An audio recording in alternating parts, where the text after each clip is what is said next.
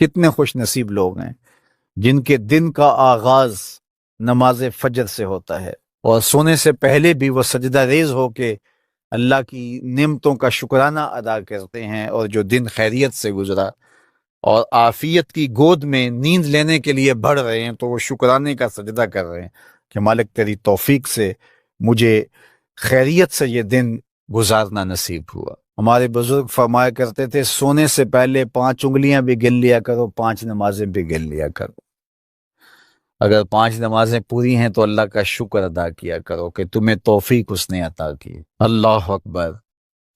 حضور علیہ السلام نے کچھ لوگوں کو دیکھا معراج کی شب کہ ان کے سر پتھروں سے کوٹے جا رہے ہیں، کچلے جانے کے بعد پھر دوبارہ سر صحیح کر دیے جاتے ہیں، پھر پتھروں سے ان کے سر کوٹے جاتے ہیں، ریزہ ریزہ ہو جاتے ہیں، پھر دوبارہ ان کے سر صحیح کر دیے جاتے ہیں۔ جبریل امین نے کہا حضور یہ آپ کی امت کے وہ لوگ ہیں جو نماز میں کاہلی کیا کرتے تھے، نماز میں سستی کیا کرتے، نمازوں پر بوجھ تھا کہ یہ وقت ہو گیا ہے اب پڑھنی پڑے گی، دیر کرتے رہتے، پہلے پڑھنا ہی نہیں چاہتے تھے، اگر پڑھنی پڑھ بھی جاتی تو پھر نماز کی وجہ سے ان کے سر بوجھل رہتے تھے۔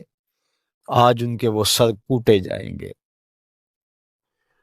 نوجوانوں بالخصوص میں آپ سے مخاطب ہوں، ماں باپ کو زور نہ لگانا پڑے، آپ کی منتیں نہ کرنی پڑیں، آپ کے ترلے نہ کرنے پڑیں، آپ کو جھڑکنا نہ پڑے، جب حیا علی الصلاح کی آواز آئے تم بستر سے چھلانگ لگا کے اٹھ جاؤ کہ میرے رب کا بلاوا ہے میرے نام۔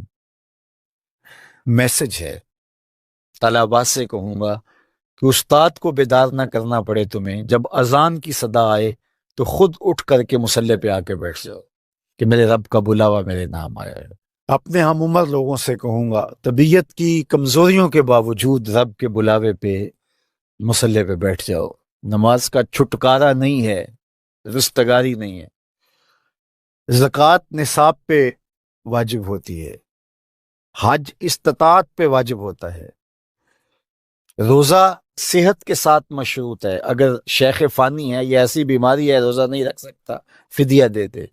مسافر کو چھوٹ ہے، بیمار کو چھوٹ ہے کہ وہ دیگر ایام میں اس کی قضا کر لے، لیکن نماز کی چھوٹ نہیں ہے۔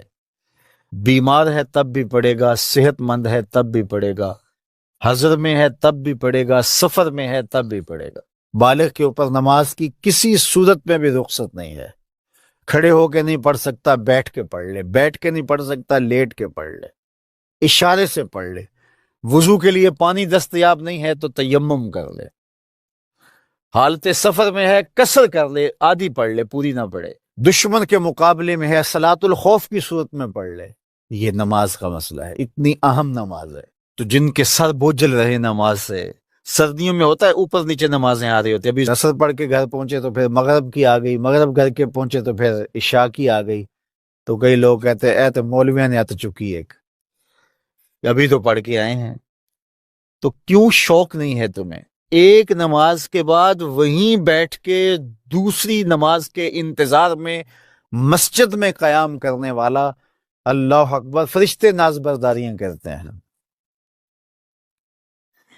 مسجد میں صحابہ بیٹھ جاتے ہیں، ایک نماز پڑھی اب دوسری پڑھ کے جائیں گے، دوسری پڑھی تو اب تیسری پڑھ کے جائیں گے، اور جب نماز کا وقت آتا تو وہ انتظار کرتے کہ ابھی تک اذان نہیں ہوئی، اور حضور جب حضرت بلال حبشی رضی اللہ تعالی عنہ کو اذان کے لیے کہتے تو کہتے ارحنا یا بلال، بلال اٹھو ہمارے دل کو راحت پہنچاؤ۔